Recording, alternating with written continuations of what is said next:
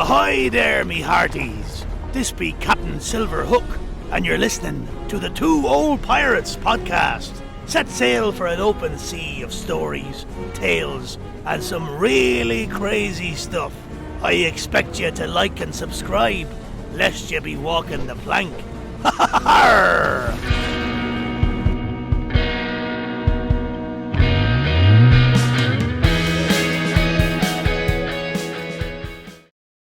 Hello everybody and welcome to podcast episode 124 of the Two Old Pirates.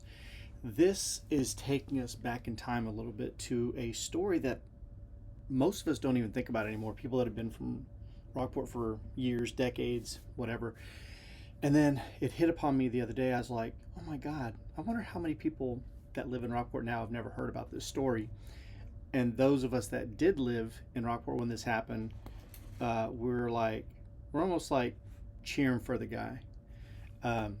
Way back in the 1970s, going out of town towards Aransas Pass on the right-hand side, there was a place called the Gator Farm. And there was a local man there, Warren Lynch. And he was kind of reminded me of like a Willie Nelson type, like a, kind of guy who like lives on the ropes of society and kind of like a bandit or something like that. And he had this really cool plot of land with this huge moat around this singular island in the middle, and he had some alligators out there, and he would have feeding times and stuff like that. And so it was kind of cool. There was no cable, never mind the internet or cell phones back then.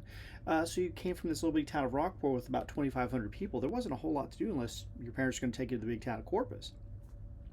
So Warren Lynch had this little place off on the right-hand side of Highway 35 going towards Aransas, and every now and then people would go out there and they'd watch the feedings and stuff and be like, oh, this is so cool. But in 1976, Warren became a national story. Let's put it that way. Evidently, Warren had the idea that he lived, way out there in the marshy areas going towards Aransas off to the right, way out in the wooded areas. So he should maybe grow some weed, right? He was growing marijuana back there. And there had always been rumors that he'd been doing that. Remember, back in 1976, that was a big-time felony.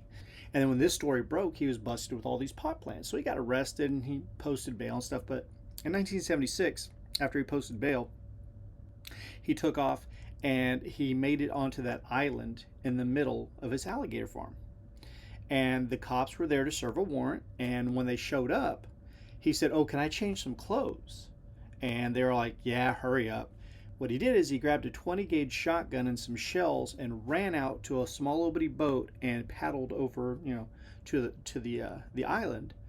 And he stayed there. And so the cops called for backup. Remember, this is 1976. Okay, we're talking about almost 50 years ago. It was a long, long time ago. And the other cops showed up, and Hughes decided that they weren't going to use any weapons or try to shoot at him or do anything like that. He sat there and said, we'll just wait him out. He's on a piece of land. He's eventually got to come off this piece of land. What Hughes didn't know is that this guy was pretty stubborn, because he had around 65 alligators between the size of 6 to 12 feet positioned looking at all these police officers that were on the banks of the mainland. And he's sitting up on that island doing, bring it, I dare you, bring it. So Hughes said, we'll hold them, we'll just wait. And so over the course of 18 hours, Warren Lynch sat out there on his island with all his pets around, making sure that nobody was going to come and take Daddy.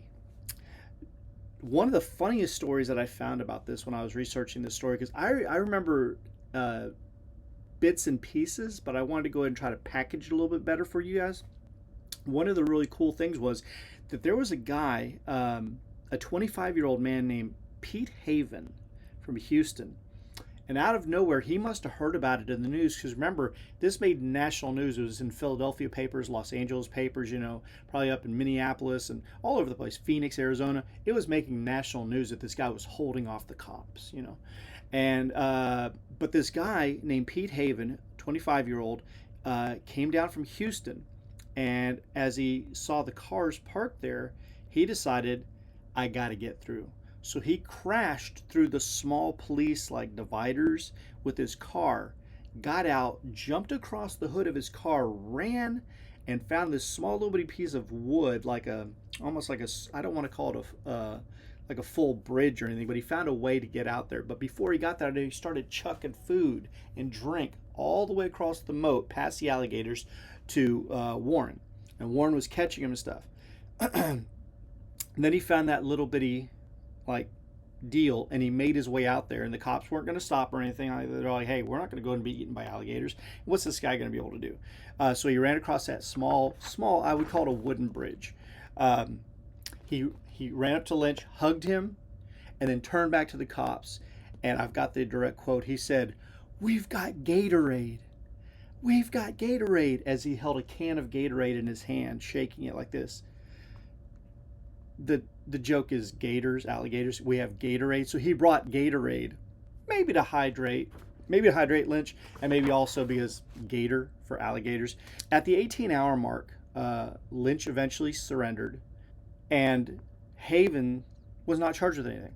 So I want you to take that into account. A lot of people might not remember that, but back in '76, he went through a police like blockade, had supplies on him, ran over to the beach area, looked over the moat, and chucked food and drinks to Lynch to keep him alive and going in this standoff with the local police. It's like something out of a movie. He was not charged with anything. They just kind of said, it's the 70s. They're like, let the boy go. He's dumb. And he probably went off back to Houston and stuff and told everybody, I brought food. I brought drinks. I brought Gatorade for Lynch. And so that was probably a big time in his life and stuff. This is way before, there was only three channels here, 3, 6, and 10. He got 2 years for that. All right. So he got 2 years for that. So he ended up serving some time. And in 1978, he got out. And he returned to his alligator farm.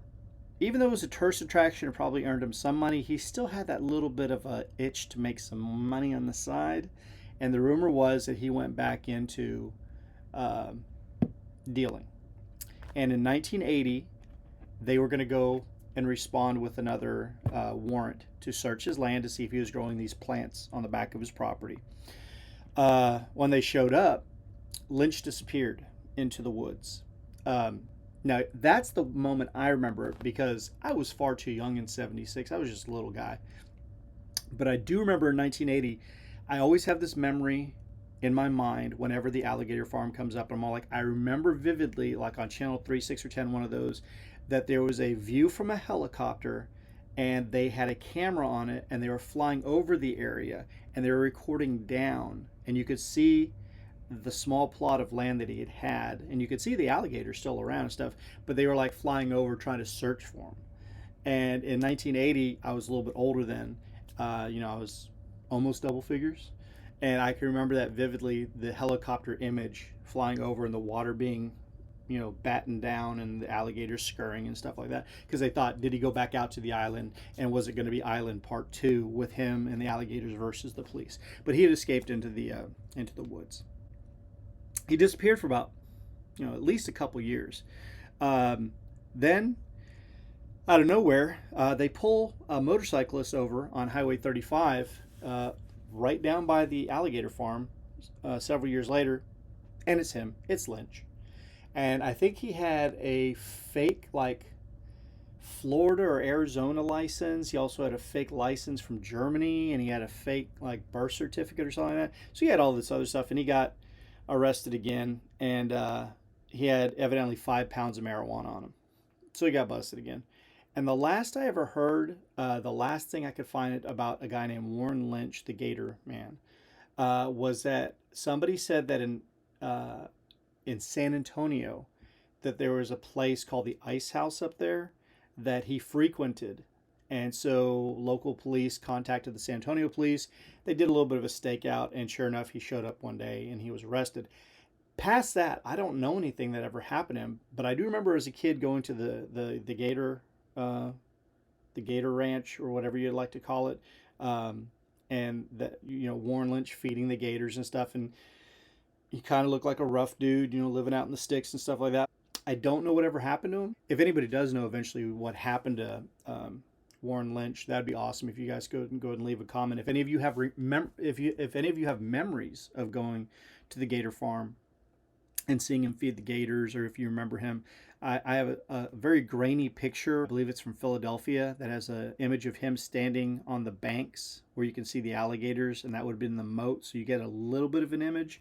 I also tried to put in some pictures in here that I kind of had made to give you a little bit of some eye candy to look at and stuff. But it's one of Rockport tales that people moving here, hell, even in the late 80s, might never have heard about it. It's a really cool short story. It's a small story about a Rockport memory of a place that kids could go and see alligators fed before Joe Exotic and all these other crazy things started happening and stuff. And it was just a random guy who collected alligators and fed them. No license or nothing like that. Just wasn't exactly Disneyland. It was just a small gator farm. But yeah, that's a true story from the history of Rockport, Texas during my time living here. If you guys have any other stories, send me a private message or something, and I will definitely look into it. I'm sure there's plenty of you that have memories that I don't know about or I've forgotten. But I remember about the Gator Man. I remember Warren Lynch, and I remember the story of him holding off the police for 18 hours. We've got Gatorade. So anyways, for the Two Old Pirates, I hope that you enjoyed this podcast episode and that you'll please share it. Please comment if there's anything that you remember about this man and the occurrences that happened. And peace.